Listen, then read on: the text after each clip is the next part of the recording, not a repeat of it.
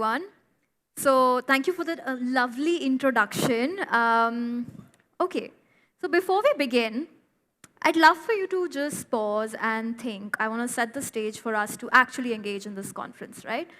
So, do you remember times when you've hesitated to share your work, maybe at the workplace, maybe in a room full of friends, maybe on social media, because you thought it was not good enough in that moment? Or do you avoid starting a personal project even if you've thought about it for ages, but you're not sure of the outcome? Is it worth putting in the time? Will it be a good enough use of my time? Or do you sometimes avoid completing a project that you've started because it's kind of there, but not really, it's not perfect yet? Now, in your mind, if you're saying yes to any of these, and you can even think of instances where that has happened, then you know what I'm talking about. That is the kind of perfectionism that I'm talking about. And these are some of the ways in which perfectionism creeps up on us in our creative process. It sometimes stops us from starting, ending, or even creating the work that we want to create. So, what happens is this voice of perfectionism will tell us, hey, I'm just pointing out the errors, you can improve, you can make this better, you can make this perfect. But that's not really the case. So that's what we're here to talk about today, and we're going to explore the perfectionism and build our own resilience toolkit against perfectionism. So again, a very quick intro, the high-level points. So I'm a independent creative ops consultant. For those of you who want to know what that is, just speak to me later. And I am a full-time educator at the AND Academy. So my days are kind of spent working with creative founders of big design studios, amazing design studios, on one hand. And on the other hand, I'm working with students, mentoring them before they enter the professional world. Before that, I've also been in client-facing roles for a long time, first as a freelance designer myself, and then as a senior project manager for another brand design studio. So safe to say, I've seen many sides of the creative ecosystem, and I can see how creative mind blocks, such as perfectionism, kind of creep up on us, and they stop us in our tracks anywhere in the creative process, and it affects individuals, teams, and eventually client work. Another thing I've been doing is, for the last 4 years, I've been researching the creative mind blocks that we face. And I've been reading research papers from the field of psychology, I've been talking to other creative professionals, and I've been reflecting a lot on my own mind blocks as well. The idea is to find a practical way to both understand and overcome these mind blocks. So this year, I took a big leap of faith, and I put all my research and writings out there in the form of this book, Inspired, the A to Z of Creative Unblocking. But I have to be honest, I mean, even though I'm an author on this subject, it was nowhere as smooth as one would imagine it'll be. Perfectionism was still one of my biggest challenges in putting this book out there. Because, you see, perfectionism is very hard to let go of. The issue is that perfection can be such an alluring ideal for us to have. It's a badge of honor for creatives to say, oh, I make sure things are always perfect, right? But this aspiration towards perfectionism, this perfection that no one has even defined really, that can soon turn into a creative mind block. Because while this perfectionism, in saying that it's making things perfect, it's pretending to be the growth mindset, but it's really something else. It's the fear of rejection. So perfectionism will pretend to motivate us. And I'll share an example from just the project I showed you right now. In the process of writing this book, perfectionism would tell me, you have to make it perfect. You're not just writing a book, you have to make a bestseller. Otherwise, what's the point of all this effort you're putting? But underneath that, what was really happening is that this is the fear of rejection saying, you have to make it perfect, not because of anything else, but because we can't afford to get rejected. Everyone needs to like this, everyone needs to love your writing. If you see any chance of that not happening, drop it. Not worth it, stop. Stop right there. That's what creative mind blocks are. So, and why do these things come in, right? The fear of rejection isn't necessarily all bad. So from the prehistoric times, from an evolutionary perspective, this fear has kind of driven us to behave in ways that will keep us as part of the group. So humans are at the end of the day a social species. I can go around saying I'm an individual, I am very independent, but that's inherently we are a social species, right? I hope you've all kind of heard about this. So living in groups literally kept us alive. And if we were to get rejected by the group, we can get attacked by predators, there are the natural elements to be scared of because the group is sharing its resources like food, shelter, tools, and continuing to be accepted by the group is quite literally essential for survival. So, cut to modern times, this fear of rejection in small doses is still pretty nice, right? Think of being at the workplace. It'll remind you to be nice to your teammates because you don't want to unnecessarily get rejected, right? It really motivates us to be very thoughtful in our relationships. We don't want to fight unnecessarily with people. When we're showing up for a job interview, we're going to put our best foot forward. We are going to prepare a little bit instead of just casually showing up because we want to get accepted by the new group. So in small doses, this fear of rejection is very helpful. The problem is that when this fear of rejection is in excess, that is when it can get really paralyzing. It makes us forget all original thinking. It makes us stick to what's been tried, tested, and pre-approved in our eyes and in the eyes of others because we want to do what will definitely get accepted. Add to this the collectivist nature of Indian society specifically. You have your aunt, uncle, neighbors, all with an opinion on what is the right thing to do, what is the perfect thing to do, right? Add to this further the crazy work competition, the perfect lives we see on social media.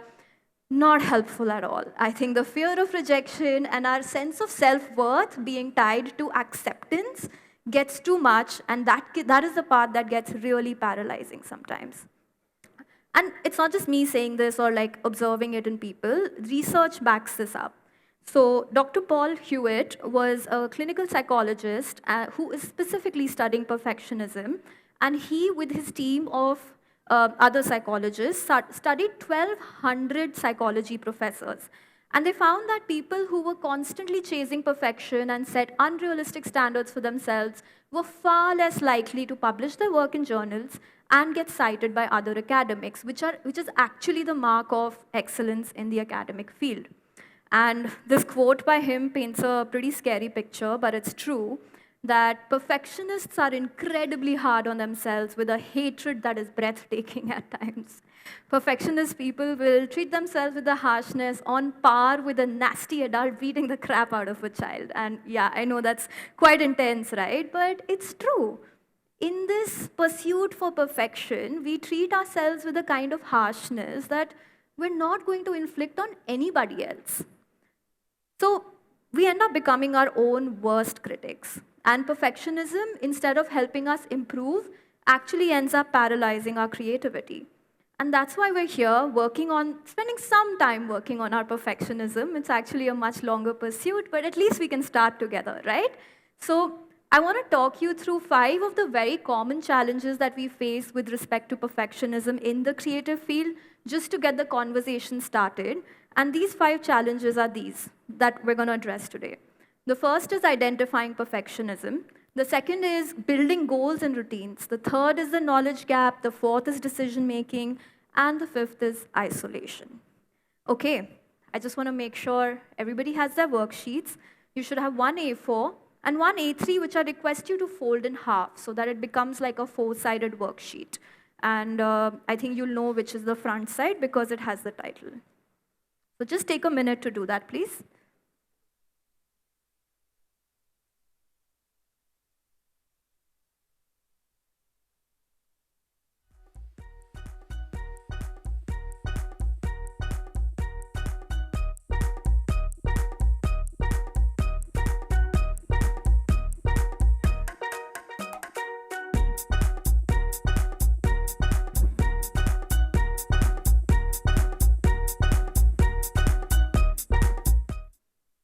All right, I hope you're all settled in with your worksheets. The first challenge that I want to talk to you about is identifying perfectionism itself. And I want to start by showing you this hierarchy of fears, which has been put forward by Karl Albrecht. I hope I pronounce his name right. So in this hierarchy of fears, you'll see that the fears at the base relating to bodily harm and death, they are instinctively in all of us. They are essential for survival, and they exist in everyone on Earth as a human species. But as we go up the pyramid, these are the fears that develop in us only based on our life experiences. At the top of the pyramid is the fear of ego death, which is the same as rejection and which is the cause of perfectionism. So because these fears at the top, they develop in us based on our own life experiences, they also show up in very different ways in our creative process. It's not the same for everyone. So the first activity that we'll do in today's workshop is identifying our own unique brand of perfectionism. So I want to talk to you about the inner critic. And the first exercise is going to be about identifying your own inner critic. And let me talk to you a bit about this, and then we can get into this, right? So anyone familiar with the idea of the inner critic? Show of hands. All right, not bad, not bad. Okay, so the inner critic is this persona, and since we're in a UX design, let me just try explaining it as the user persona that we create. What we want to do is create a persona for our inner critic. But the difference is that we'll identify this imaginary character that we do not want to serve as opposed to the customer that we do want to serve, right? So on the first worksheet that you have, you'll see that the smaller worksheet is purely this layout of the inner critic activity.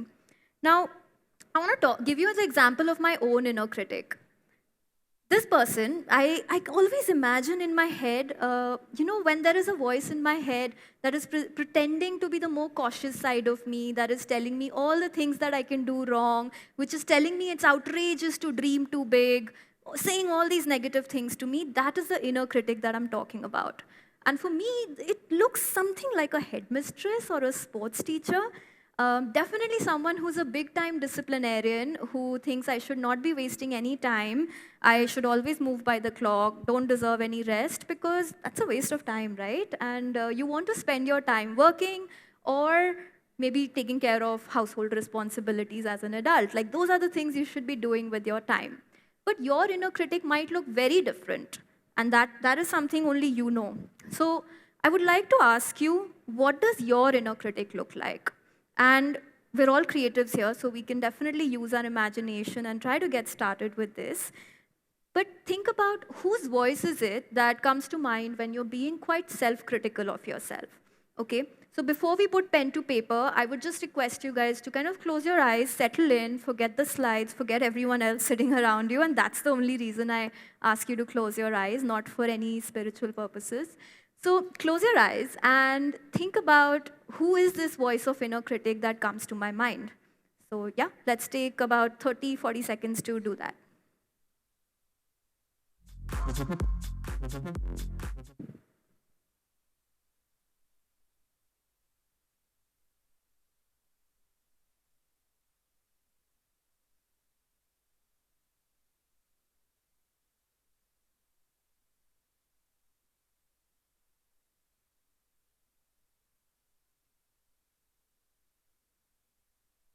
Okay, I can see some eyes open, so I'm just assuming some of you are done.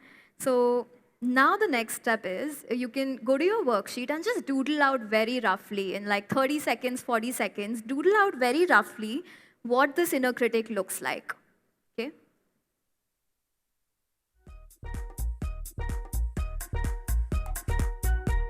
And don't be shy. Don't look at other people's drawings. Just doodle something out, guys. I have my inner critic and this terrible drawing in front of you.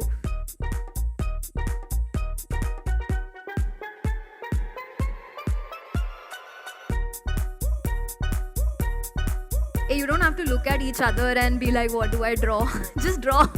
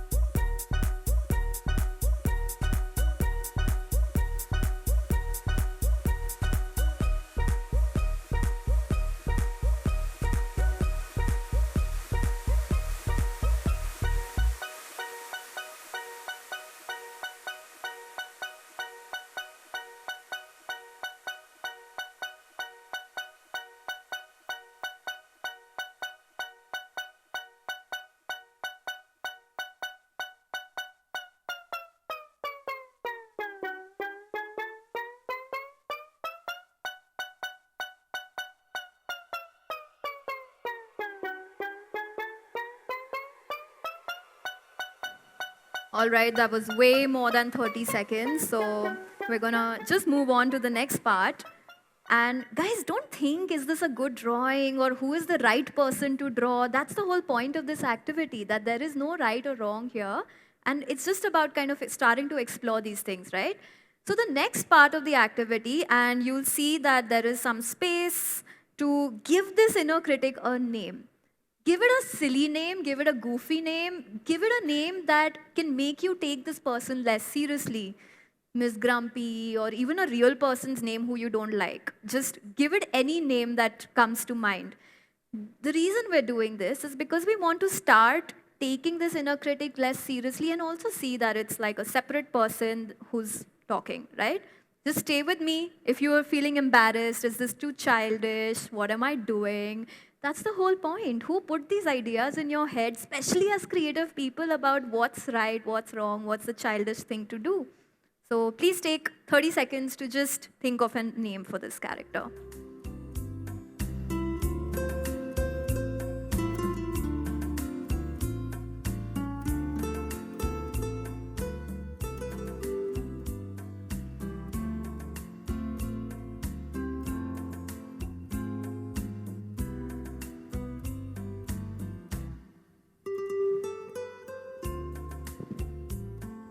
Okay. That was 30 seconds, and I still see a lot of awkwardness on your faces, and I'm hoping that will slowly go out. I think it'll help to not look at each other, okay? That's a quick tip. Yes?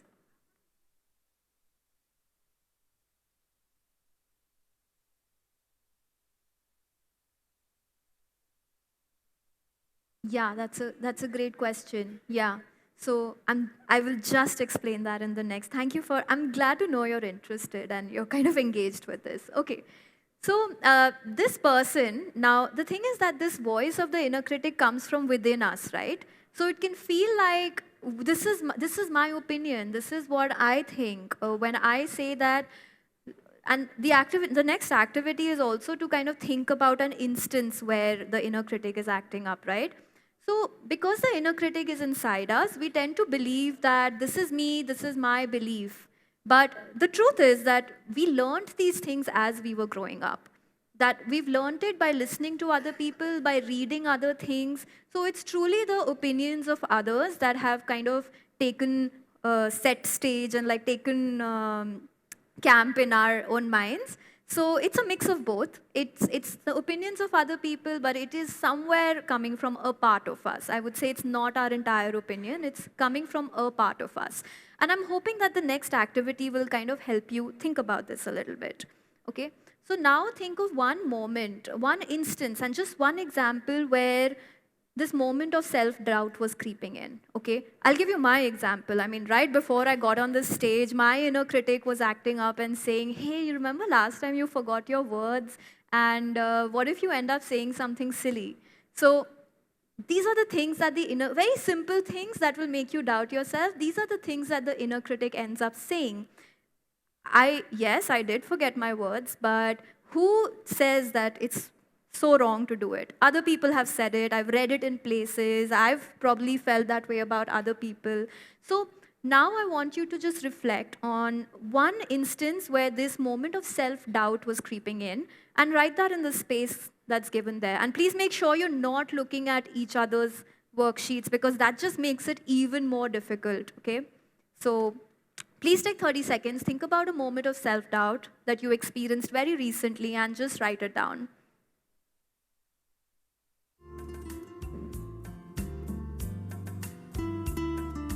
Excuse me? I also want to remind you to not filter any of the things that are coming to mind. Don't overthink it. Don't judge already the instances that are coming to mind. Just write it down. If it was a moment of self-doubt, just write it, okay? Nishita, I had a question. So are we supposed to write down a specific instance Yes. or like the emotions? So the reason I said an instance is because I've experienced for the large chunk of people, it's easier to think of an instance. But if you are able to think of an emotion associated with it as well, that'll be really great to write down. Thank you for your question. So I really appreciate questions because generally I do this in a smaller group and I'm really able to interact with everybody. But here we're quite a big gang. I don't know what's on everyone's mind. So please feel free to ask me questions. We'll take 2-3 minutes for the next section. What's the difference between writing an instance and overthinking? Because as I was writing this, I felt like this is more of overthinking than describing the instance. Okay, so I don't want to ask you your example, so that makes it a little harder for me to explain. But an incident is like, you know that thought came to your mind. It's a fact that, yes, like I got on stage, I was really nervous. Where are my things? Where are my cue cards? It's a fact that this happened, and I felt this thing that, oh, what if I forget my words again? What if I say something really silly? It's a fact that these thoughts came to me, and only you know that it's a fact that these thoughts came to you, right? Overthinking is questioning, should I write this in the sheet? So that's why I was saying, just write whatever comes to mind right now. Because it will be true. If it's coming to mind, it will be true. All right, are most of us done? Because I know that this is a longer activity in general, but did we manage to get started? Like, who has thought of something? Okay. Do you guys in the center need some time or do you need some encouragement? Are you good? Okay. All right, let's move on to the last part of this activity, which is the most fun actually. So for the final part of this activity, write a very confident reply to this inner critic, okay? Like, hey, you know what, bugger off. You don't need to be saying these things to me. I am well prepared. And I mean, I'll just give my example that I am well prepared. And so what if I say something silly? They're just people like me and nothing's going to go really wrong, right? And talk in ways that you can't talk in the workplace or you can't talk to your family. Just like be really honest and give it to this inner critic. Yeah, so I can't dictate how to talk, but just remember that no self-judgment here as well. Don't look into each other's sheets, okay? And just write in your defense. And remember, this note is very personal. That's why I'm saying don't peek into each other's sheets. This note is very, very personal. You don't have to show it to anyone ever again. So just give it a response. Did you have a question? Yes.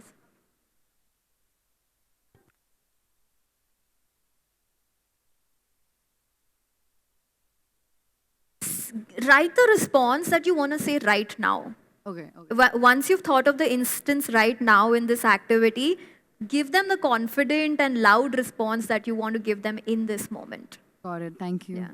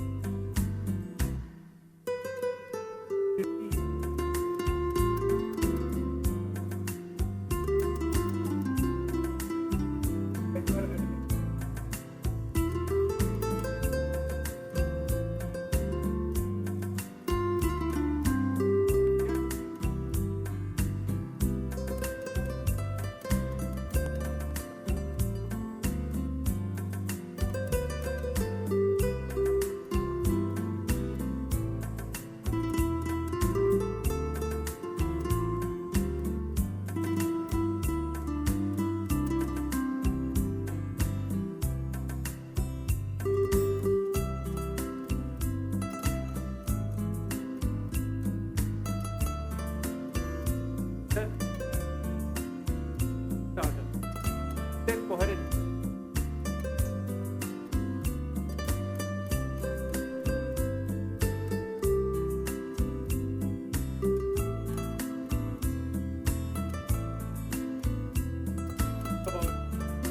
there are dark patterns.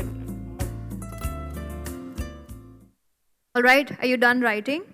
So is it Maybe some of you are done because you had a very short, curt reply. Maybe some of you are still writing because you do have a lot to say. And I would totally encourage that you later on at the end of the day, go ahead and complete the exercise, go on writing if you like.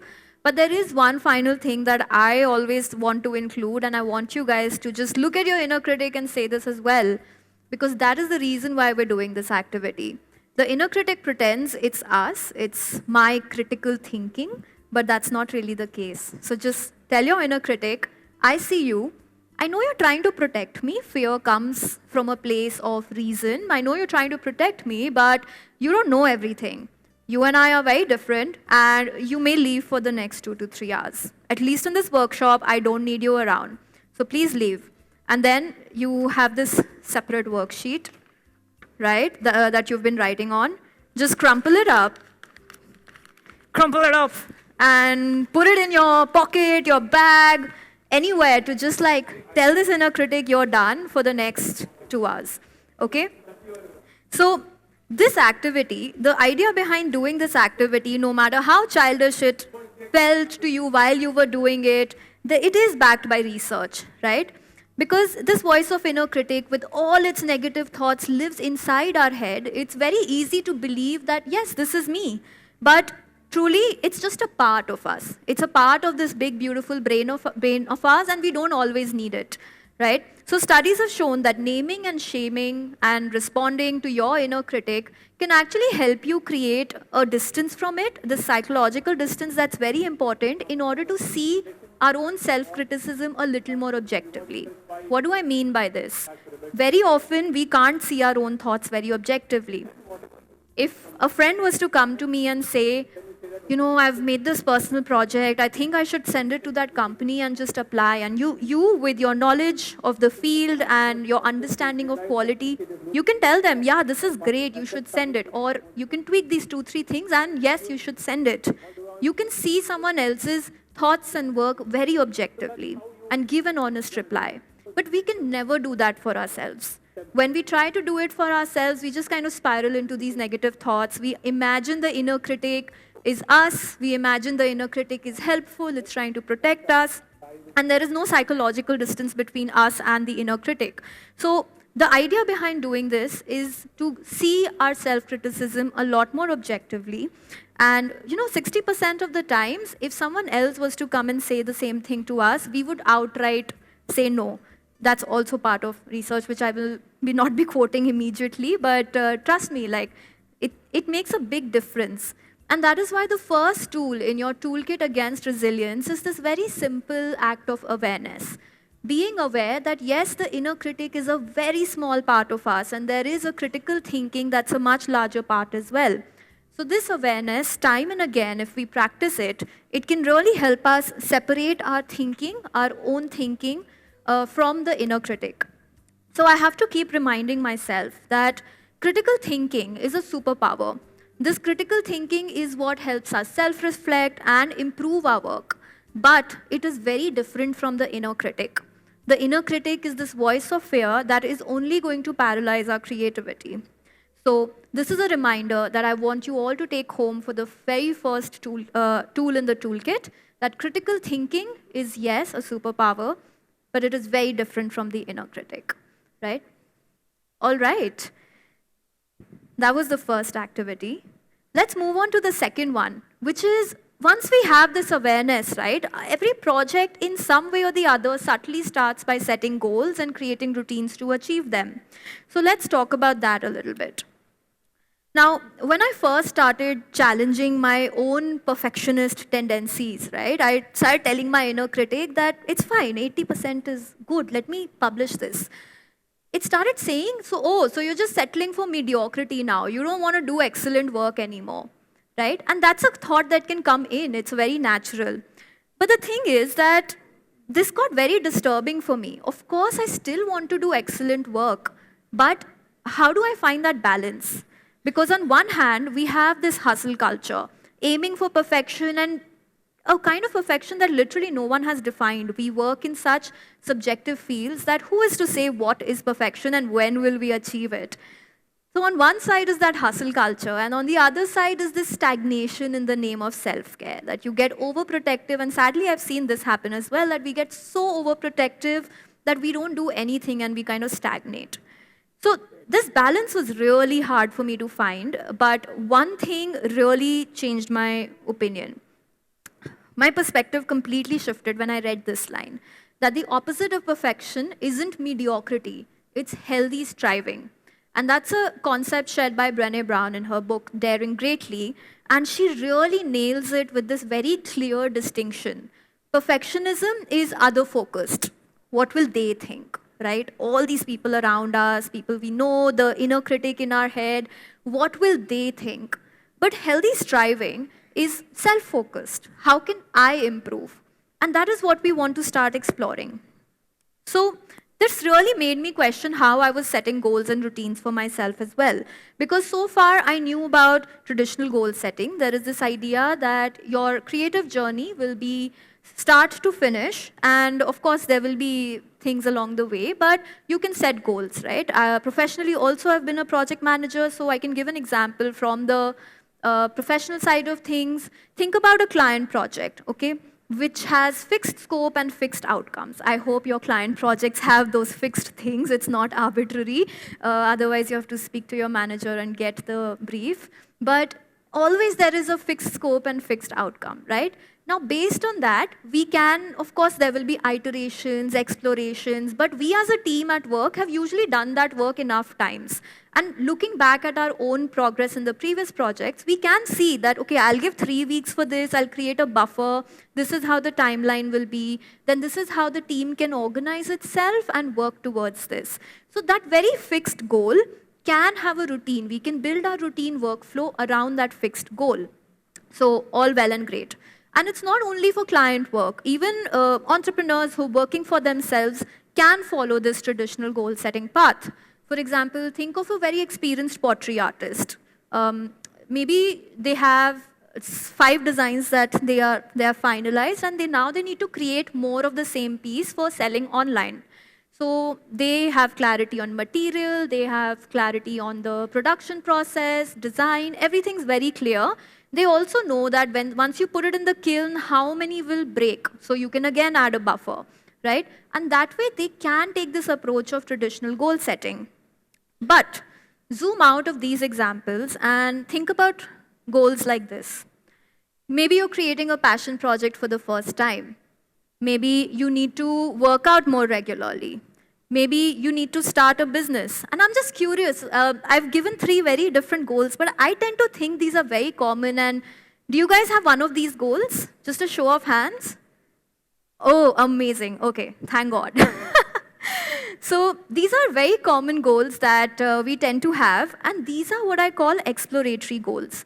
These goals are very exploratory in nature, and you can't really be sure of your progress from the start to finish, because very often you're doing it for the first time. So for such goals, traditional goal setting can feel actually quite rigid and unforgiving, because what will happen is you'll build a goal, and then you'll set some milestones, and you'll think, I need to achieve this in 1 month, 1 year. We like to think in round numbers, so of course. But the thing is, for any exploratory goal, it's usually a long-term goal, and some unexpected thing will come up, and that will derail your plans. And I've seen this enough times, but yeah, like something unexpected will come up in the long run, because we don't know what the future is like. I can use the example of my own book. People call me a little unhinged for this, but even for my own personal project, I created a tracker, okay? I was like, I'm gonna do things on time. I'm not gonna be like the other creatives who are always behind schedule. So I created this project tracker. And I did this after the first draft of my book was ready. So a lot of the exploration was already done. I was like, I'll give myself lenient amounts of time. This much for editing, talking to the publisher, cover design, this, that, everything. I had the process in mind and I assigned it time. But things I could not account for. Health. What if my health goes bad? This is not a teamwork. Someone else can't take the workload. What about my own workload? I'm an independent consultant. Sometimes client projects get so hectic that I can't focus on the one biggest priority in my life, which is personal. It's not for clients. And sometimes, and this is what we tend to ignore and sometimes even feel bad about, is idea development. What if your idea during the exploratory goal changes? What if you realize you need to structure your project differently, or you need to create a different sort of project altogether, because as you're working on it, you're researching, you're creating a few parts of the work, ideas can develop. So we always have to account for that as well. And frankly, you can't account for that. That's the challenge. So the thing is that the person setting the goal is the present self. I can set a goal today, no problem. But if it's an exploratory goal, the person achieving the goal is a future self who has, you have no idea who that person is. You don't know what that person has gone through in life, what they have learned, what they have suffered. We have no clue who is this person who will be achieving that goal.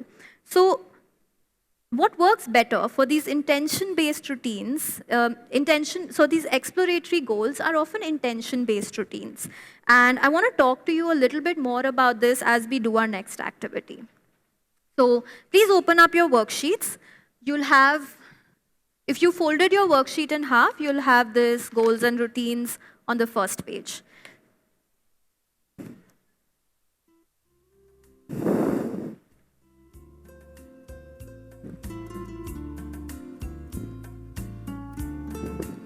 Okay, so you have the goals and routines worksheet on the first page. Now, I want you to start working, and this is not a solo activity like the previous one.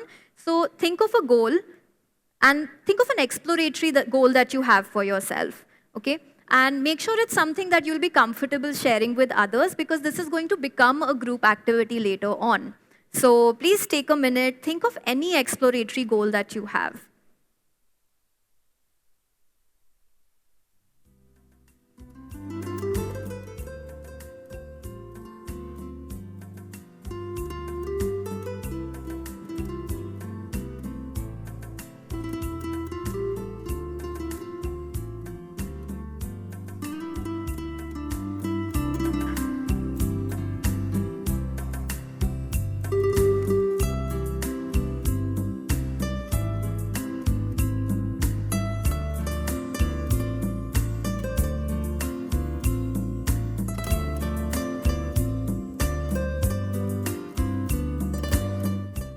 All right, pick the goal. I hope that was not the difficult part at all. So we're going to do this a little more quickly. Okay, so now that you've picked a goal, just for the sake of the discussion, I'll also continue using two examples that I had shared with you earlier. I'll keep using two throughout. So let's say one goal is to build a passion project. The other goal is working out regularly. I think fairly common goals. The next step of the activity is to break down this goal into something of a repeatable routine. It might not work exactly the same way for everyone, so if you have any questions, you can use your example and ask me. But the idea is to break it down into a routine that will eventually help you achieve the goal. And I'll give you an example. For example, if I have to build a passion project, and my passion project is a collage series, right? The most basic way to break it down into a routine is one collage a day to complete 100. Fair enough, 100-day projects, very common. The other example that I used was working out daily. So again, the most basic way of breaking it down is, let's say Monday to Friday, I'll go to the gym, and Saturday, Sunday, I'll go running. So good balance of strength and cardio, right? So in the same way, please take a minute and break down your exploratory goal into smaller routines.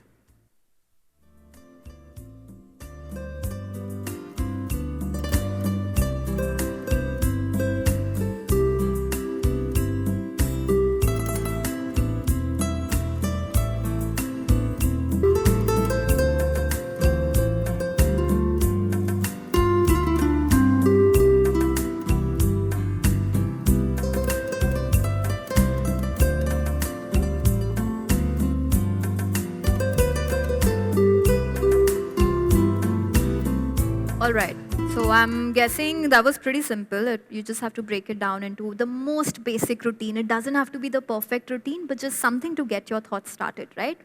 Now the next step is very important. What is your intention behind setting this goal? And the reason it's important is because the different intention behind the same goal can make a world of a difference. For example, if I'm doing my passion project, one intention could be that I just want to practice something for fun. I want to do this. I want to have an identity outside of work. That's one intention behind a passion project. The other intention is I want to keep posting it online. I'm a freelancer, so I want to make sure that other people see it. I want to grab eyeballs from potential collaborators, employers, all of those things, right? So two very different intentions. Similarly, two different intentions behind working out. One could be, okay, I have a some back pain or knee pain, and I need to fix it, so I have a set of like exercises to do it. That's one intention. The other intention is that I really need to get away from the screen and I just need to do something, and it has to be physical activity because that's missing in my life. So anything away from the screen, right? So please go ahead and write down the intention behind the goal that you had. And remember, there is no correct or perfect intention. It is what it is. It's what you have in mind. And you have to be comfortable sharing it with at least one more person. So just a caveat there. So yes, please go ahead and take 1 minute to write the intention.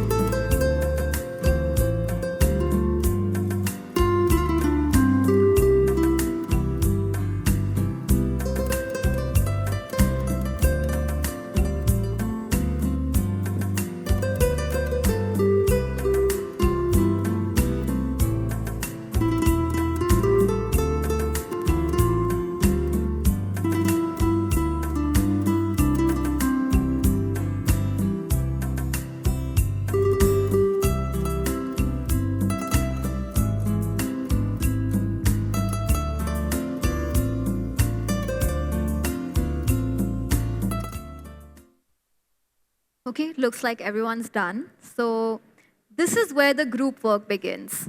And this is where I will request you to just pause your thinking and form groups of 2 ideally. It's just easier.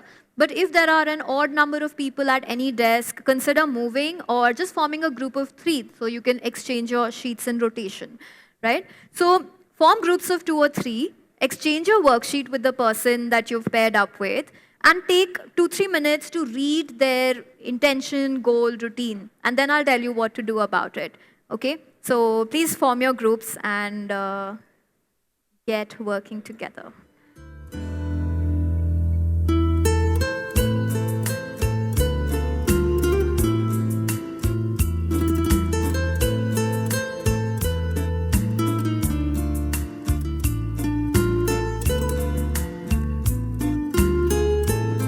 Guys, if there's any doubt, I'll use your example because I can see there's some shuffling happening. There's 6 of you. 2, 2, 2. That's it. Okay? Just exchange like that. Yeah.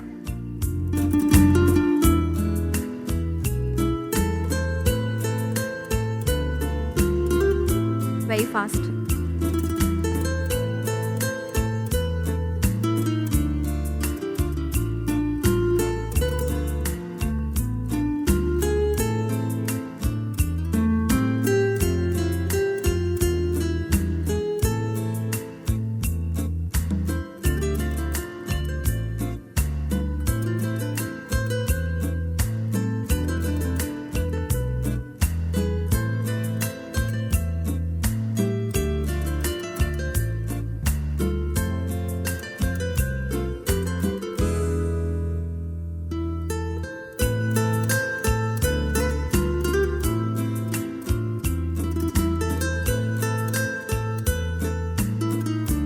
Also, if you don't know each other, please introduce yourself. I just kind of assumed that will happen as you exchange your deep thoughts with each other.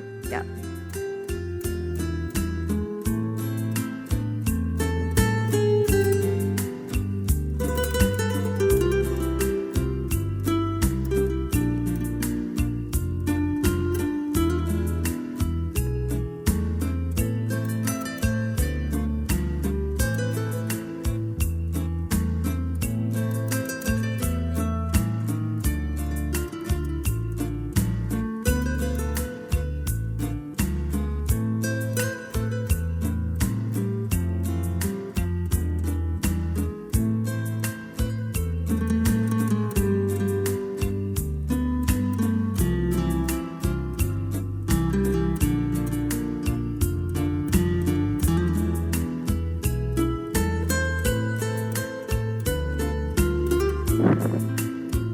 All right, are we done?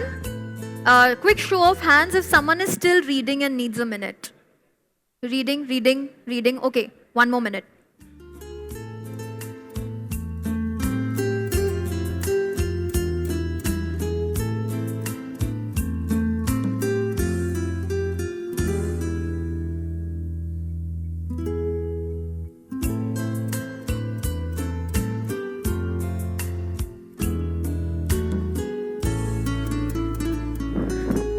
All right, starting in 3, 2, 1. All right, you've all read each other's goals, routines, and intentions, right? I want to talk to you about intention-based goal setting now. Remember how I said that for exploratory goals, rigid, traditional goal setting is not always the most encouraging and not the most fruitful either. So I want to talk to you about intention-based goal setting, which I like to call gentle goals because I love alliterations, no other reason. So when we're creating these exploratory goals, I recommend thinking of them as gentle goals for yourself. The first is think of prioritizing long-term growth and learning. Remember that this is not supposed to be a very short-term, quick 1-month project. You can't always set a very tight deadline on something that you're doing for the first time. It has to be something that you do with a long-term growth and learning in mind. The second thing is, you have to see these as experiments. If we start out, the perfectionist inside us can make us start out by thinking, oh, I'm creating a workshop for the first time, but it has to be killer. There is no other way. It has to be perfect, and it has to be done in 2 weeks. Nothing more than that, right? But that doesn't always work, especially if I'm doing it for the first time. If I'm a great, experienced workshop facilitator, I've done it 100 times, sure. But if you're doing it for the first time, you have to keep your intention at the heart of it, and you have to see it as an experiment, and you also have to make adjustments based on your own schedule and energy levels. And I'll talk to you with examples about how, some of the ways in which this can happen, and we can hear more examples from you guys as well.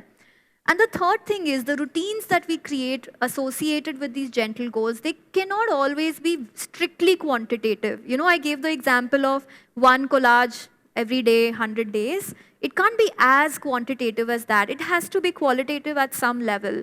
So let's talk about that with an example. So this again, collage project, right? Depends on your intention. Now, if my intention was to actually develop a social media following and get eyeballs, I have to think about that intention a little more deeply and maybe think of how that can be turned into a gentle goal. Do I have to post 1 complete collage every day? Not necessarily. I can share work in progress items. I can share small snippets of my thoughts and my learnings. And that's what's really important to achieve the intention that I had.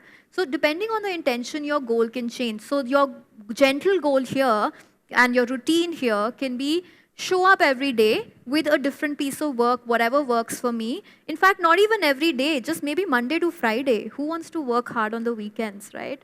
So that is the kind of gentle goal that we can set for ourselves. The other intention that I shared with you was working out regularly.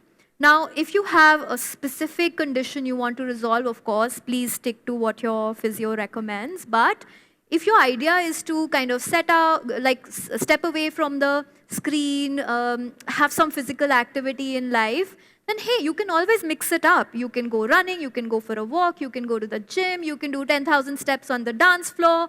That counts as cardio, as long as you have a certain number of steps and you're sweating. So the intention makes all the difference, and you can make it vary according to what your intention is.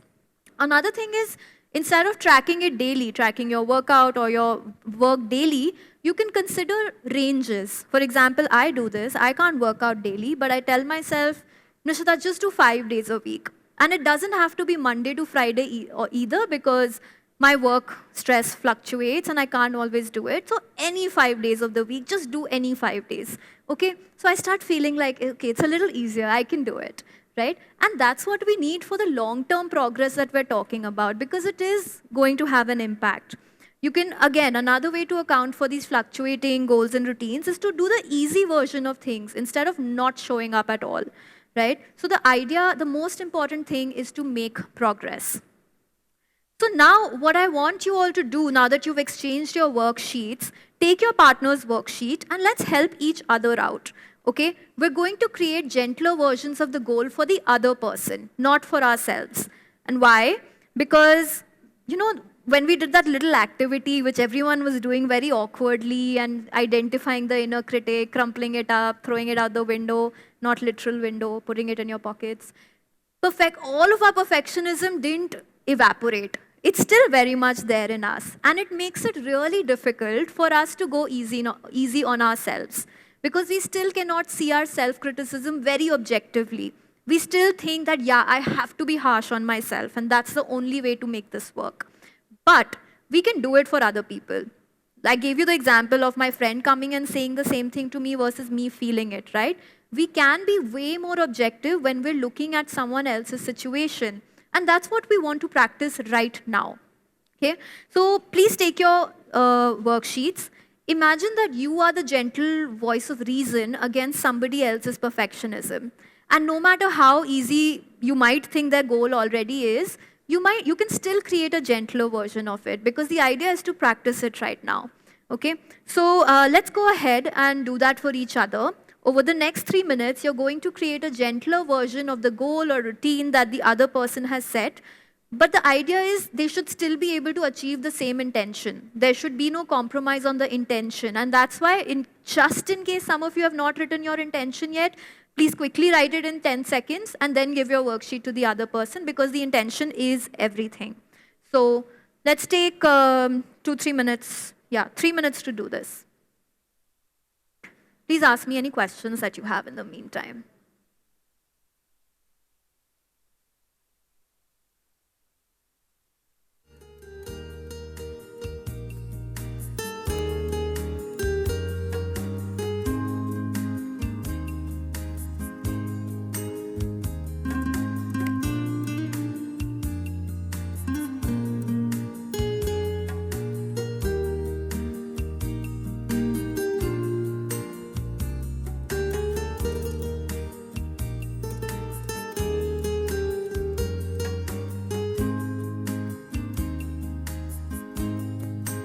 Just a clarification in case there was any confusion. You don't have to tell the gentle goal to the other person right now. That's the next step. But for now, just take the other person's worksheet and write it down. This is your thinking time, not your talking time. So just write it down, what comes to mind. Okay, and then we'll have extra time for exploring it. Yes.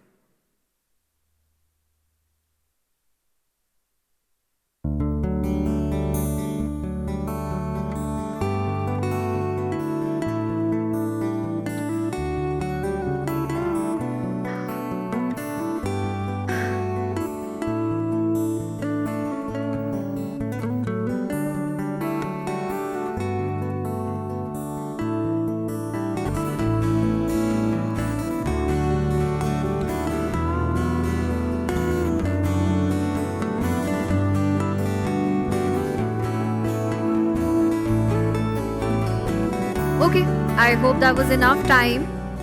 I hope that was enough time to think of some recommendations for your partner's gentle goals. And now we'll actually do the talking. Let's take 5 minutes to now share the gentle goals ideas with each other. When you're sharing it, you can evaluate that, will this still help me achieve the same intention? It might look very different compared to what you had thought of for yourself, but just focus like, does this still help me achieve the same intention that I have? And you can have a discussion on that. So now you can talk and share, please.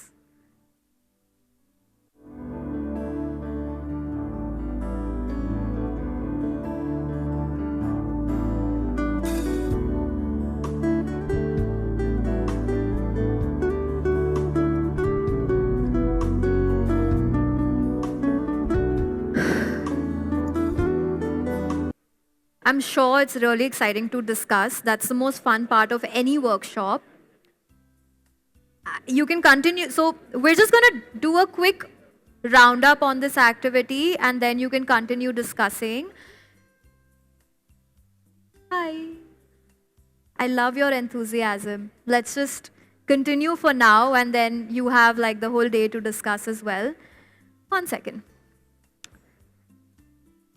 Okay, so quick check-in. How did that feel? Now, I hope at least you've heard about a little bit of the partner's recommendation for you. Did it feel too easy? Little too easy? No? For one person, yeah. 2, 3, yeah. For some people, it did feel too easy. Did it feel like your progress might be very slow if you do that? No? Everyone's really happy with their partner's recommend. Okay, you guys. But sometimes we can feel these things, right?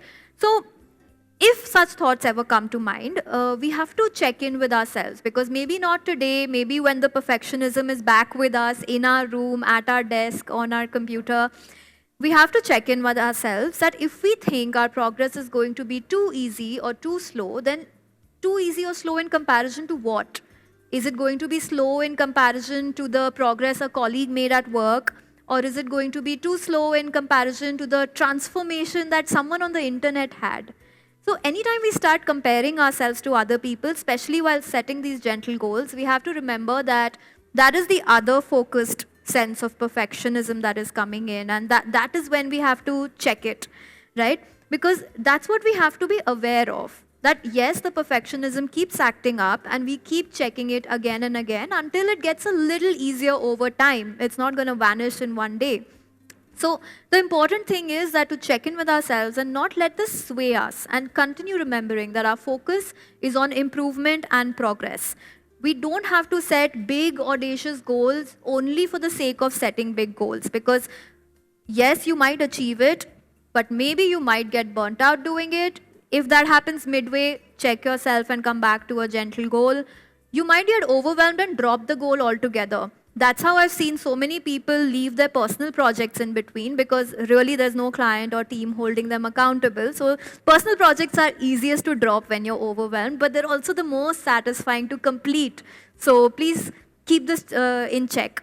So with this, gentle goals actually represent the second tool in our toolkit against perfectionism, which is intention. When we keep intention at the heart of what we're doing, it can really help us shift attention from that other focused sense of perfectionism to actually self-focused improvement. And that is the way we can really improve with anything that we want to do at a sustainable pace without burning out. And that's what we want, right? So speaking of improvement and becoming better, that leads me to the third challenge that we face. We're going to talk about the knowledge trap. But before that, I think you've been an amazing audience, so please clap for yourselves. I love seeing the interactions, and thank you for being so participative. And for that reason, we're also going to take a 10-minute stretch break. So 10 minutes to just stretch or continue talking, whatever you like, but these are 10 minutes for you to cool down. I know your brain's been working a lot. So yes, please be back in exactly 10. Don't be late, because I really want to start. I have a timer running in front of me and I only have so much time left. Okay?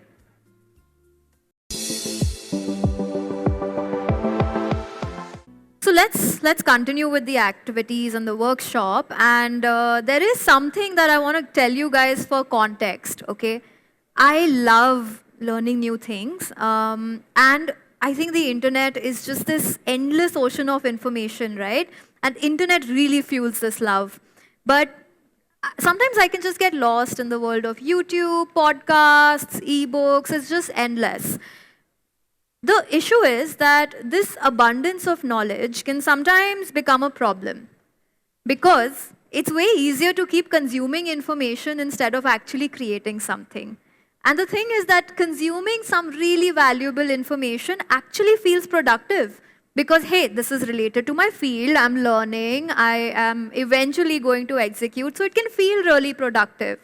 But the truth is that if we only keep learning and we don't really start creating, it only makes us better learners. It doesn't make us better designers, writers, overall creatives.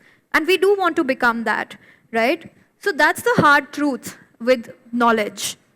So I want to say that if you ever catch yourself thinking, okay, I have this thing I need to do, but I need to learn more before I can start, that is the perfectionism talking. That is the inner critic telling you to keep collecting these bits of information, knowledge, build a shield around yourself with all that information and knowledge as if it's going to protect you against rejection and failure. But that can't be true, right? This is the real world. No matter how much knowledge you have, how much information you have, especially in the creative process, there is bound to be rejection or failure. Let's not call it rejection, but failure of some sort at least. So while we want to feel productive by continuing to read and write and learn, it actually stops us from taking the risk and creating. So that is what I'm referring to as the knowledge trap. Knowledge trap. So what we want to do is we actually want to prioritize action over knowledge. And it sounds really good to say it, and it feels like common sense, but let's dive into it a little deeper. The reason we want to prioritize taking action above knowledge is because we have to remind ourselves that creative work is the space where you're always going to learn more after you start. Okay? It's not like driving, it's not like construction of a building, it's not like, no matter how important we like to feel, it's not like surgery. You're not, even if you fail, even if there's some perceived failure, nothing is going to go wrong. Maybe a bit of ego death that we spoke about in our hierarchy of fears, but really nothing else is going to go wrong. So, in the spirit of prioritizing action over knowledge, instead of speaking more, I want to start with the activity. So please again pick up your worksheets and you will find this action first checklist, the space to create the action first checklist. So imagine that the same groups that you have earlier, imagine that you had a group activity and you had to paint a mural on a massive wall, okay? I'm guessing no one's an expert here, but everyone has a sense of like everyone's done some painting or seen murals around. So imagine that your hypothetical activity is to paint a mural together. Now, there is no time limit, okay? There's no client, but you do have to finish it for whatever reason. So generally when this happens is, it's easiest for me to just open up Pinterest for inspiration or look at YouTube tutorials how to paint a mural, or most recently just ask AI, hey, what is the process? Imagine you're an expert mural artist, what is the process for painting a mural? All of that is so easy to do. But it's also helpful to do sometimes, but there are two big risks that we run if we take this approach. The first risk is that we can get so caught up in the learning that we won't even move to execution, because remember, there is no client or no one who's forcing you to finish it. Imagine this is like a project that you two or you three have to do together on your own. So we may not even move to the action part. But the second risk that we run, and which I feel is even stronger, is that with all of this inspiration, we can sometimes forget our own creative voice. We can forget what I wanted to create in the first place. We can get over-influenced. So we want to avoid those things. So for this activity, I want you guys to create an action-first checklist. And let me explain what that is. The idea is that you use whatever knowledge you already have. You might have very few pieces of knowledge. Maybe you've seen a mural. Maybe you heard of someone painting it. Maybe you've only painted on paper when you were 5. But using whatever knowledge you have in the moment, without gathering anything new, create a list of 5 things that you can still do. And think about it a little bit, you will be able to do 5 things. Okay? So I'm just going to do this very quickly. We'll take 2 minutes to do this activity. Think of 5 hypothetical things that you can do individually. Do this individually right now. We'll turn this into a group activity later. Any questions? Great. So let's start those 2 minutes.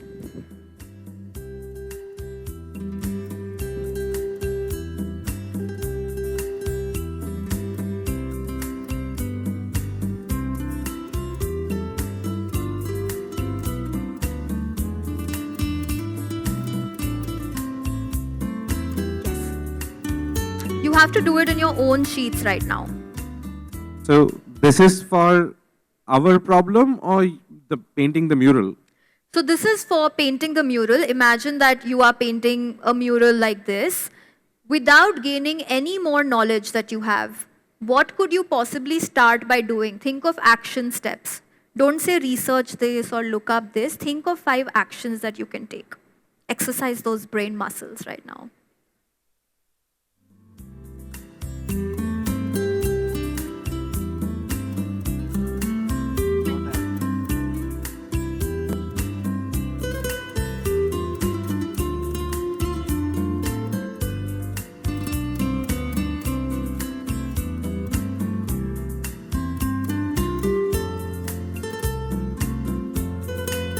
write whatever comes to mind, and we'll just take 10 more seconds with this.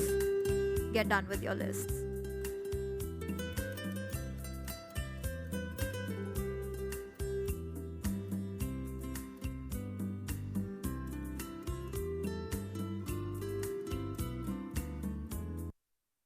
Okay, so I would have loved to personally see what everyone's written and kind of discuss it, but I knew that that wouldn't be possible in this workshop. So I thought of some examples to just share with you, which people have said in smaller workshops earlier, okay?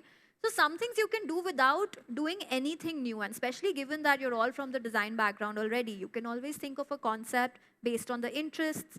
You can think of a color palette, and without even researching, you can try it out with markers, with paints, whatever. These are action steps you can take. Especially knowing that you're going to work in a team, you can assess the team's skill and see, okay, what do you know and what do I know? You can have that conversation. You can say, I want to go to the wall and I want to see what the surface texture is like. Or you can say, I'm going to go and measure it, right? So these are some of the very basic action steps that you can start with.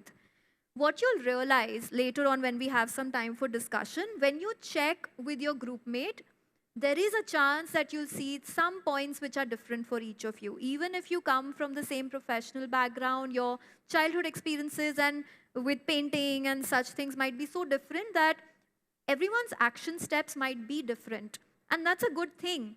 And that's what we want to acknowledge also, right? That everyone has a very different starting point with any activity that we're doing. But we're also going to take a next step. We're not just going to stop with this action first checklist. We also want to identify our knowledge gap. Because the minute you create the checklist of things you can do, you'll also realize some of the things that you can't do. There will be some questions that come to mind. For example, I'm from an architecture background, so measuring the surface is like the first thing, and checking the surface is the first thing I'll do. But then what do I do next? How does the surface affect the paint that I have to buy? Things like that are questions that will come to my mind, and that is my knowledge gap. But some of you might know that, but have other questions in mind, right? You might have other questions that come to mind after you realize your action first checklist. So now we want to write down those questions, and these questions are not something to be ashamed of. It's super, super helpful, and we'll talk about how helpful it is once we're done with this activity. Okay, so again, very quick brainstorm. We're going to take 2 minutes to write down any questions that come to mind about the knowledge gap. Ideally, try to come up with 3, 4, but whatever you can come up with in the first 2 minutes.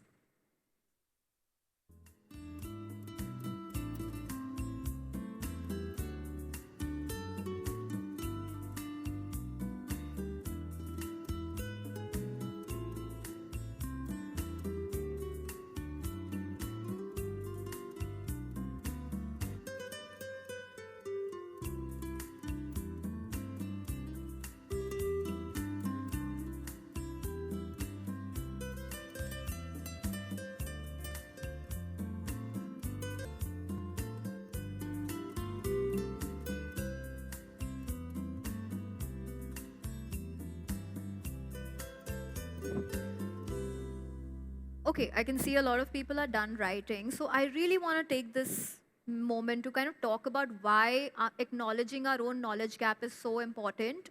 Because this list that you create, once you have your list on your sheets, this becomes a really good way of gaining knowledge in a focused way. Because otherwise what happens is I might go to YouTube and say, mural examples, or like process of creating a mural, or I might ask ChatGPT the same thing, but that's all the knowledge in the world. Is all of it applicable to me? No, I'll have to sift through it, and that's just extra work for myself. I don't want that extra work, right? But once I acknowledge the knowledge gap, I can start gaining knowledge in a very focused way that is relevant to my work. The second helpful thing is that by doing this, my own creative voice doesn't get stifled.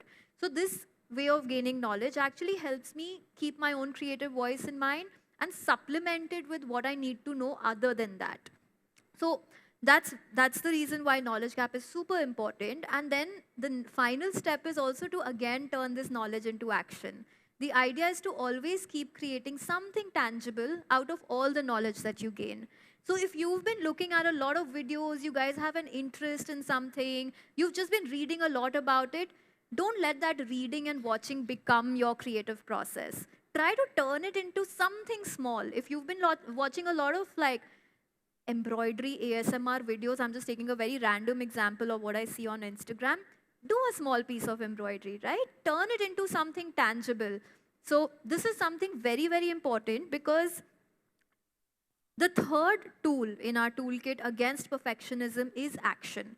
So this continuous loop between action and knowledge and action is, I think, one of the biggest tools that will be most applicable in your creative process, both at work and in personal projects.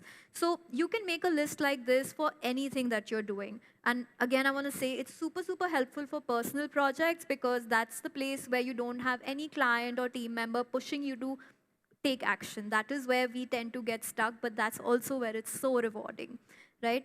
The thing to remember is that, yes, they say knowledge is power, but just acquiring knowledge is not power. Using that knowledge is what's truly power. And so I have to always remind myself, but I'll remind you guys as well, and that's why I keep putting these reminders in my book, that it's not that I have to know everything from the start. I don't have to be like perfect knowledge from the get-go. I will actually learn the most after I start, right? So that's a reminder for all of us to keep in mind. And with that, I want to move on to the next challenge, which is a big one, decision making. And this is another place where perfectionism really creeps in, not just in our creative lives, but also in personal life, right? So when I'm taking decisions about the future, it's really confusing because it's not just the inner critic that is telling me you have to take the perfect decision. It's also people around us who genuinely care for us and they want us to take the right decision, right? So many of you might have experienced this in your life. Now, add to that the uncertainty around us. It is so confusing because you might make a decision today and tomorrow things might be completely different. How many of you have experienced that? This challenge of decision making in life. Yeah, right? We face it everywhere in the professional space, in the personal space. And I have a very quick story to tell you. Like, couple of my friends last year, they bought a beautiful house in Chennai. Okay, beautiful. For someone my age, buying a house is like a really big deal. People don't do it. But they bought it and they took on years of EMIs and they were happy to do it because they really wanted this space. They furnished it beautifully. They asked all of us to come in from across the country for the housewarming. Overall, they got very attached to the house. But then, very recently, one of them got an irrefusable job offer from outside the country. And that was just too exciting to not take.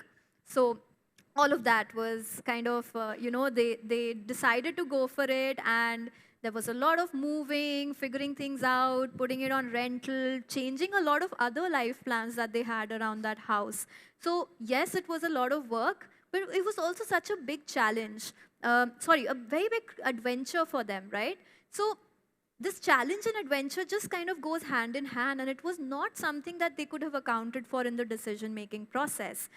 Now, stories like this, especially from close friends, again makes me very nervous. Like, what is the right decision? How do I go about taking this right decision? And it can leave a lot of us very confused. And I wonder if it's the same for you. Like, any of these decisions that you've encountered in life. Should I specialize in my niche or get better as a generalist? Should I stay in a stable job or take up an exciting new role at a startup? Should I work for a well-established corporation or should I go freelance? These might be questions that so many of you might be facing in your life. And the issue is that, yeah, sure, we can do a pros and cons list, but very often the human brain is such that we always want to protect ourselves, we want to watch out for things. It's just human psychology. That's why we spoke about so many fears earlier, that we tend to keep focusing on the cons side. We want to, the perfectionist within, it wants an option that will have no cons, only pros. Or maybe the cons are so small that you can ignore it. But that's not life. Everything that you do will have pros and will have cons. So what ends up happening is that we go into a sort of analysis paralysis. We keep analyzing our options and we keep getting sucked deeper and deeper into this. So to sort through all this confusion, there is a concept that I found a few years ago, and ever since I found it, I love sharing it with people, and I'm going to share it on this stage as well. And that's Dr. Susan Jeffers' no-lose model of decision making. Okay, so the idea behind this is that all the 3 points in this actually prompt us to take action, to not only keep analyzing, but also to take action. And I'll tell you how. So the first thing it says, it breaks that idea of pros and cons. It says, just focus on the pros. And now some of you might be like, that's delusional, but hey, that's what it's saying, and I'll tell you why. Because the cons exist in every opportunity that you have. And if, like I said, we're going to go into analysis paralysis if we only keep focusing on the cons. If we shift our attention to the pros, what will happen is that we'll start seeing that some positives actually align more with the goals I have in mind. It stops being about the options and it actually becomes about what you want to do. And we'll practice an activity to try this out later. The second thing that this decision-making model says is that there is no wrong or perfect decision. Yes, there will be negative things that happen all the time, but everything is a learning opportunity. And if you think back on your own life, you might think that there are some negative, some wrong decisions you've taken, but think about what you've learned from them and how that has taken you here, right?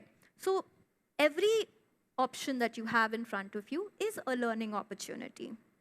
And the third thing, this is very important, is that to do any of these two things, you need to have trust in yourself. And you need to have the trust that whatever happens as a learning experience, I'm going to take care of it. I will be fine. I'll manage. And this is the one that's actually most difficult for us. This third point is hardest for us to accept because it automatically triggers that sense of perfectionism and protection that we want to give ourselves, right? It really challenges that deep-rooted sense of fear or failure that we all have as human beings. It's not about you and me who's just scared of failure. It's all of us. So what we want to remind ourselves is that, yes, we have taken bad decisions in the past. I'm sure everybody has something that comes to mind. And yes, it still affects our lives today. But given that you and I are here in this conference, I have a guess that you've also done some things to overcome the bad effects. And simultaneously, you've also achieved a lot. That's why you're here. And you've achieved that through a combination of your effort, of your timing, of your own hard work, and a support system. I'm sure there is some support system that's brought you here. So I know this sounds a little woo-woo about like trust and trust in the universe and trust in the kindness of others, but this is about trust in yourself. So let's do an activity, a very quick one, and I don't want any awkward faces here while doing this activity, okay? I'm already saying this. Focus on your own sheets and just think back because we are time traveling into the past right now. So please open up your worksheet to this place where you have all these little frames. And what I want you to do is take some time to brag about yourself. And I mean, if bragging sounds too horrific, then just think of it as sharing wins with your creative community. That sounds a little more humble. But think about the wins that you have had in the past. So you'll notice that the sheet is titled Wall of Glorious Facts. There is a reason I've used the word facts and not feelings, because when you're adding these things that are your wins, don't let your feelings of imposter syndrome or your self-doubt get in the way. For example, if you won something years back, don't say that, I mean, it was so long back, or there were only 2 people competing. Hey, it's a fact that you won, okay? And don't let your feeling get you to justify that win. You don't have to share it with anybody if you don't like it, but I would love to see it later. So please take some time and write down 5 to 6 wins that you have had, in big or small, okay? Don't let your feelings get in the way and make you think this is not valid. It's a fact you did it, and that's why we're talking about it today. So please take the next 2-3 minutes to do this.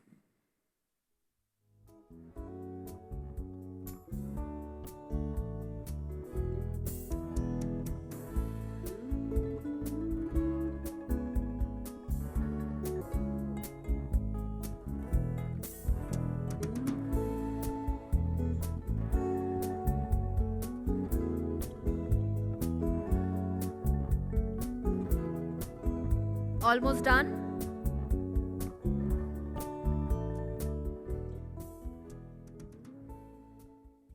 All right.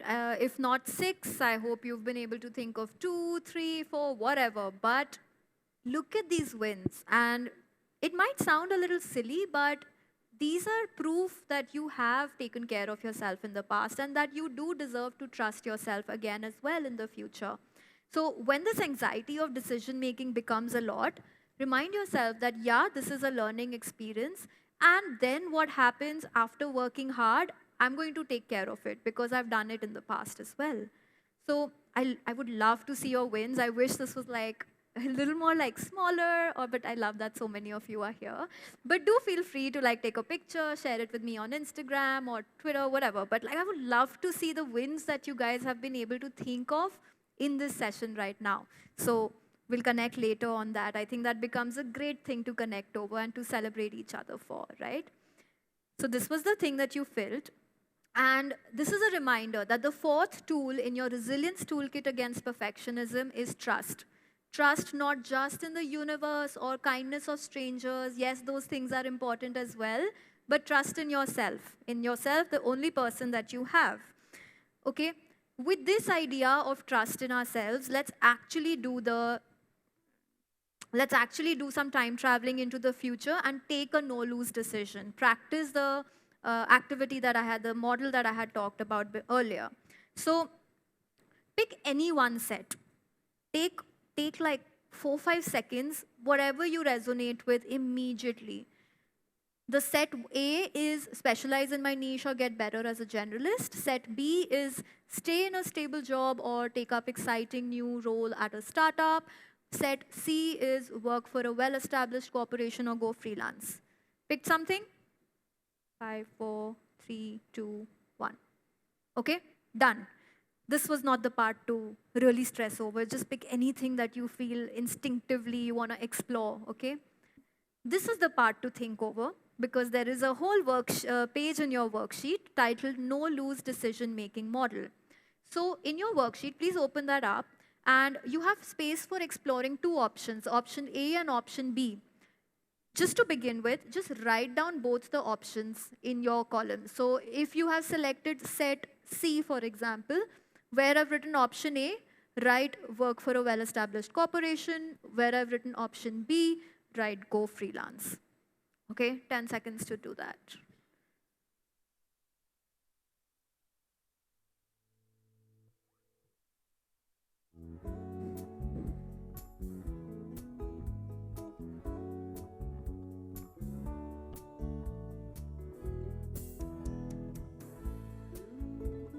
Okay, written your options.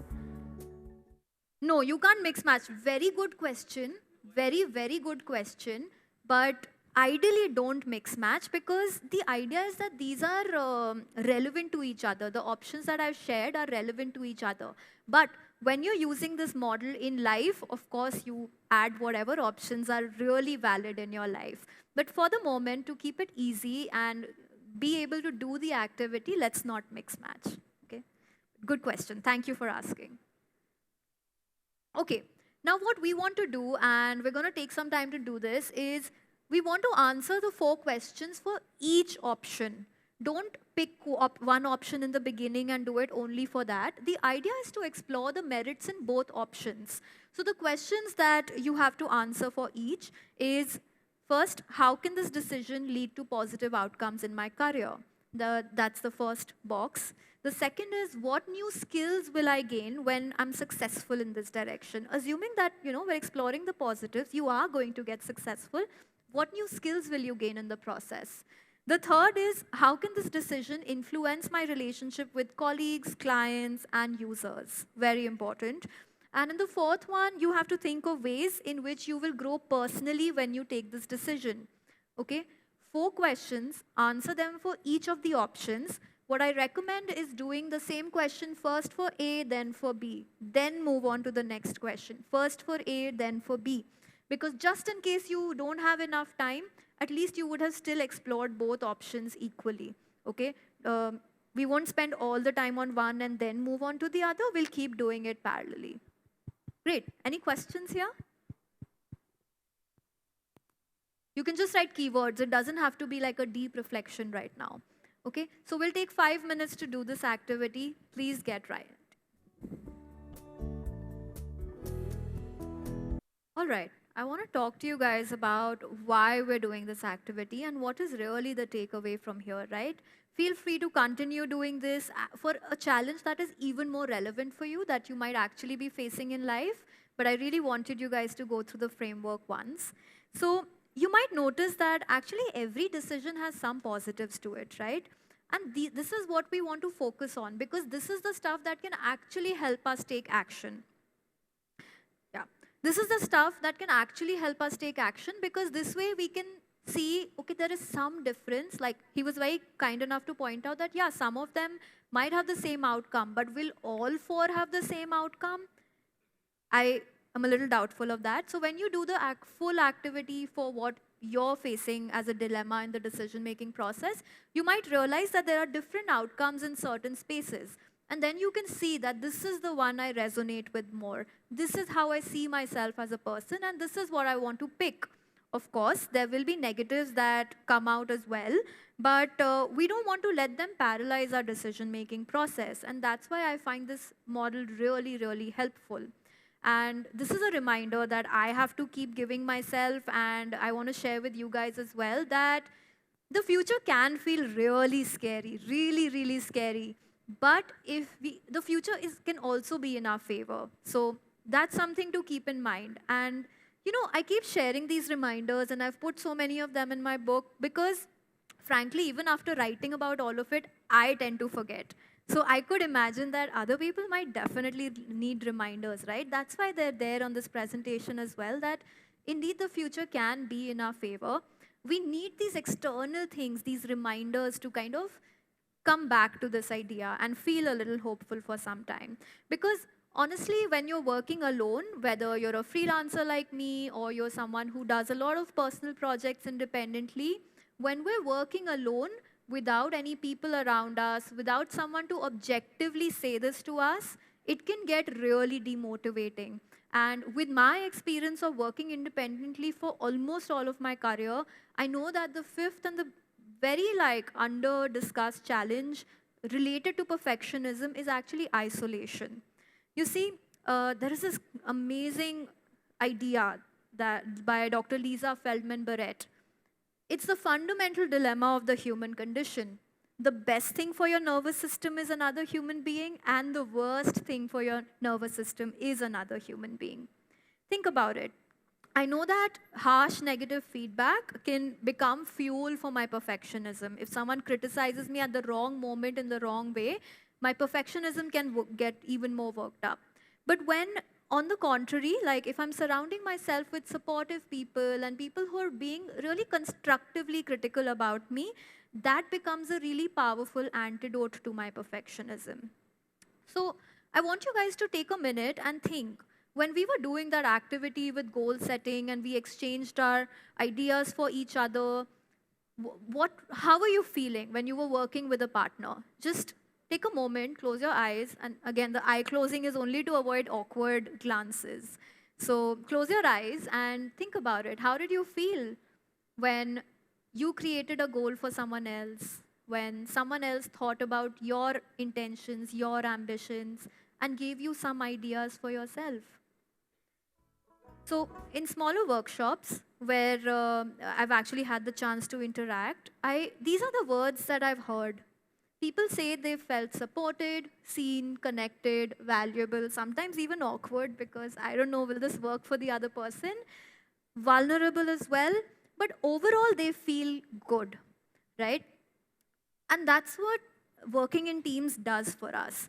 And now we may think that personal projects, you have to do it alone. Some work as a freelancer, you have to do it alone. But that's why I want to introduce you to one more idea, and that idea is success teams. So I watched a video by Barbara Sher, and this really stayed with me because her video is called Isolation is the Dream Killer. I always recommend people to watch it. But she introduced the idea of success teams. And here is how she described it. A success team is a small ongoing group made of about 6 people like you. The people on your team will help you make your dreams come true. Why? Because you're going to do the same for them. And it will help you figure out what you want and design a plan of action to get it. It will get you information, contacts, and support week after week. Now, the important thing to note in that definition is that she never said it's specialized mentors. And this is something that I've really experienced in my life, and that it's one of the things that has gotten me so far and onto this stage today. These people don't have to be specialized mentors, because the idea is that everyone around you has this wealth of information, ideas, and even connections that they can help you with. What they do have to be is a set of people who have mutual respect for one another. That's very important. And the ability to stick to a short-term commitment together. So, yeah. So these are the things that are really important. Now, personally for me, the idea of coordinating with 6 people is a lot.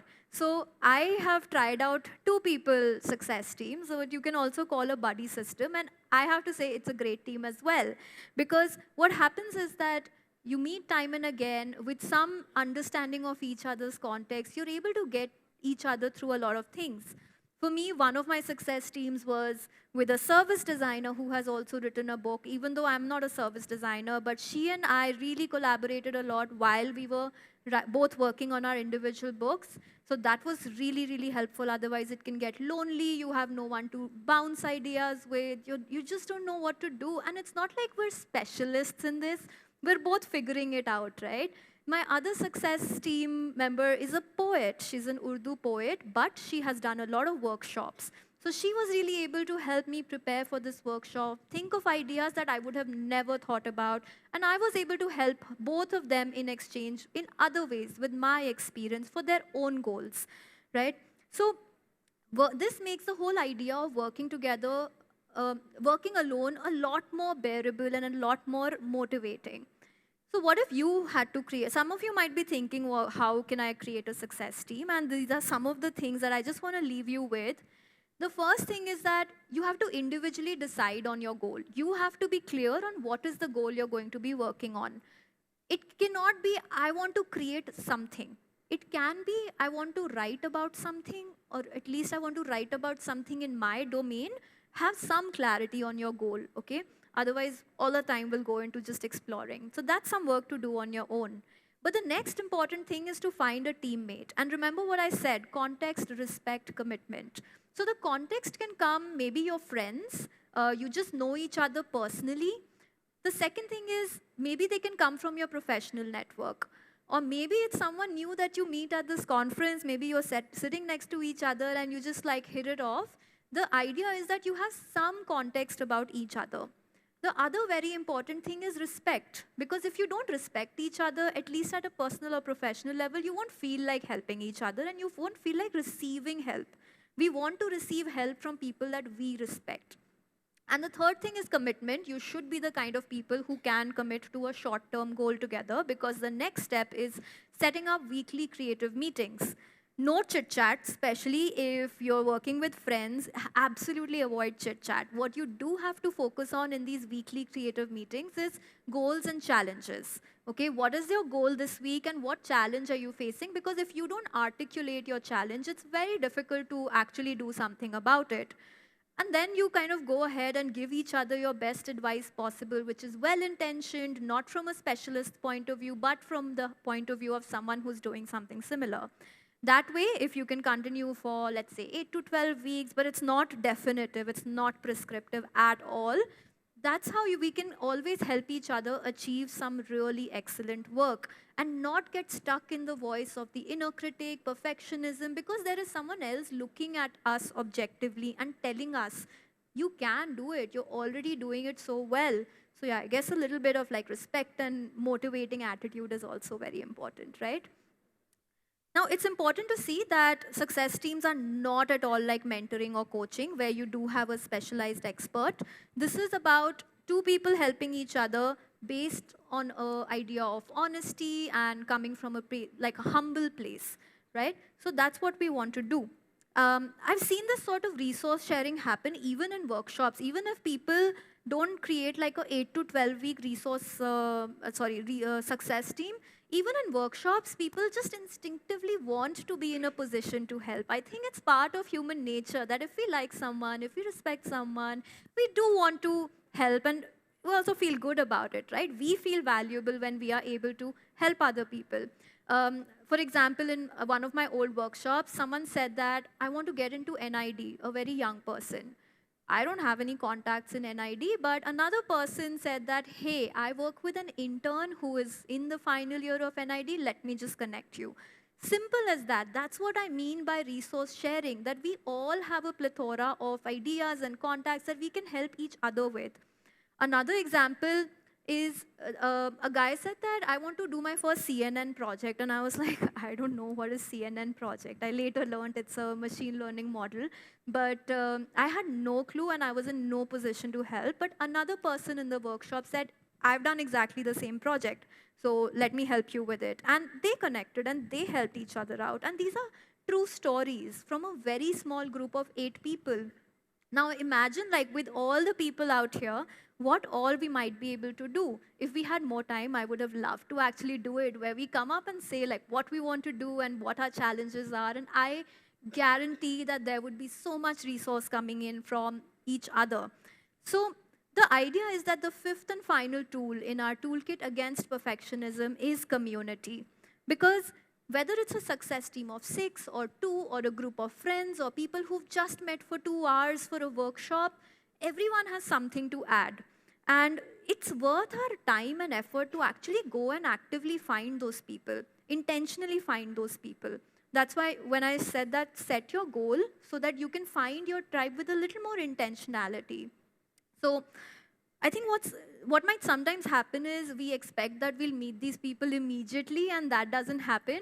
It does take you a little bit outside your comfort zone. You could want to, you might have to like go to workshops, attend online classes, go out and meet people that you wouldn't otherwise hang out with. Personally, for me, it's been about 13, 14 years of both good and bad experiences. I've had my fair share of bad experiences with people as well. But I think over the years, my radar kind of keeps getting refined, and I'm just able to click with certain people very quickly. And I think all the effort that we put into connecting with people is really, really worth it, right? So for a final moment of reflection, you realize you might have one box left on the backside of your worksheet. For a final moment of reflection, I want you guys to think about 5 people who have unknowingly or knowingly helped you, inspired you, or who you feel supported by. Okay, so we'll just take 1 minute to do this very quickly. Yeah, write their names, and this is for your own reference.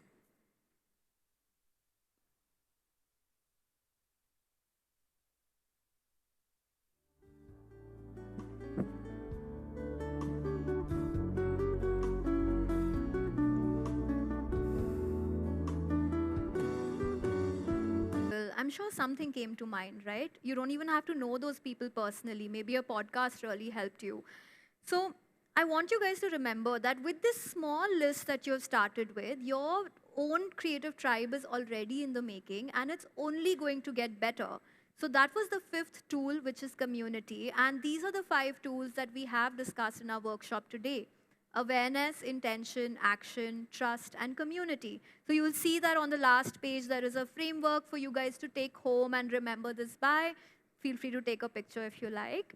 But on this note, I really want to say that I think all of these are so, so important, and especially community, right? Because yes, the creative journey can get isolating at times, but it's infinitely more enriching, like especially as a freelancer and as someone who does a lot of work alone. Having that community has been extremely enriching, and I want to thank you guys for sharing a small part of your journey and attending this workshop today. So thank you, all of you. I just want to clap for you guys, so please make some noise. Yeah. Thank you all. You've been an amazing audience, and I want to invite you guys to stay connected as well. I'll be around for a few more hours, and come say hi, come tell me about your wins, and I'll also be doing a small book signing at the And Academy stall, second half of the lunch break. And please come by if you want to get a copy of my book. And yes, see you around, see you online, and see you. Have a great time at the conference. Before you go, the volunteers have something for you guys. So, volunteers, please go do your thing. Thank you, guys. You've been amazing.